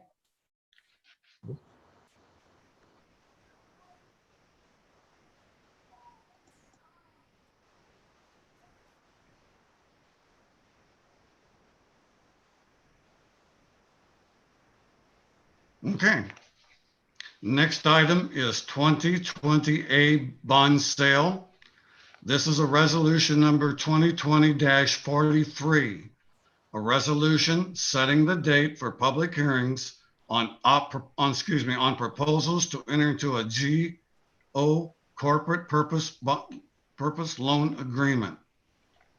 Brian, you want to give just a little? Yes, I will.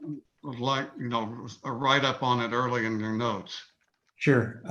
This is the time of year generally where we go out to borrow money. We do this one time a year. We try to do it just one time a year.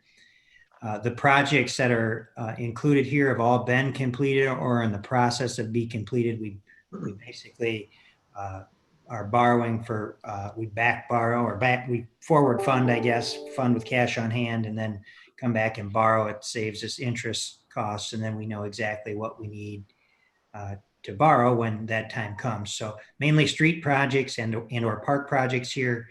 I guess the big exception is the police station. A portion of that is scheduled for this year. The other portion will be scheduled for next year. And then the Ranshaw Way Phase 2 project, a portion of that's part of the settlement agreement that we'll talk about a little bit later. But a portion of that is included in this bond sale as well. We really try to keep it under $10 million so that we're bank qualified. Essentially what that means is that we'll get a much better rate if we keep it under 10 million. And so that's why we're bumping right up against it, but not going over it. Any questions in regards to the projects that being completed and being asked for funding? If not, would ask someone to establish resolution 2020-43? So moved. Second. Moved and seconded. Final questions or discussion? Tracy, take roll, please. Smith, Aye. Hoffman, Aye. Harrington, Aye. Pollock, Aye. Wason. Aye. I heard 5 votes aye, none nay, correct? Resolution passes 5 affirmative, none opposed. Settlement agreement. Grant, I'm turning this over to you to start us off. Thank you, Mayor. I know you all are familiar with the facts surrounding this situation and need a refresher. They are detailed in the recitals in the document that's included in the packet. The bottom line is that the DOT is seeking repayment of a valid and legally enforceable debt. And this document is concerned with that specific obligation. It resolves that debt. And in my view, it puts the city in the best possible position to move forward. I strongly recommend approval. Thank you. Questions for Grant ahead of time? Mayor, I've got a question for Ryan. Just refresh my memory, Ryan. Where did the funds come from for this repayment? Not sure I'm following for the repayment. Are we paying the first tab, in other words? We're borrowing it. Yeah, if I understand your question right, we'll be borrowing the funds to repay the deal. Okay. That was included in that'll be included, a portion of those will be included in the 2020A bond series. And then depending on what we need after that, the remainder will be in the 2021. Okay, very good. Thank you. All right. I would ask for someone to establish resolution number 2020-45, a resolution approving the 2020-44, resolution authorizing the settlement agreement with the Iowa DOT. So moved. Second. Moved and seconded. Final questions. Tracy, please. Hoffman, Aye. Smith, Aye. Harrington, Aye. Wason, Aye. Pollock. Aye. I heard 5 affirmative, none opposed. Is that correct? Resolution deemed passed, 5 affirmative, none opposed. CDBG agreement, resolution 2020-45. Tracy. Yes. So the state has offered opportunities and threats CDBG grant applications. We submitted an application for the emergency child care program and will be receiving $12,000 in reimbursement funds. This contract just authorizes that program to happen. Questions? Anyone wish to establish that resolution 2020-45? So moved. Second. Moved and seconded. Final discussion or questions? Tracy, please. Smith, Aye. Wason, Aye. Pollock, Aye. Hoffman, Aye. Harrington. Aye. I heard 5 ayes, no nays. Is that correct? Resolution passes 5 affirmative, none opposed. Old business. New business. So, Mayor, it's National Police Week. So I just wanted to throw that out there because we have a pretty good police department and wanted them to all know the council really appreciates all their hard efforts. Very much so. And I had to congratulate my wife on Nurses Week. So I got that out of the way. So anyway. It's International Nurses Day today. Anything else, folks? Thank you for your time and efforts this evening. I think you did wonderful work this evening on the social service application. So We'll call tonight, meeting adjourned.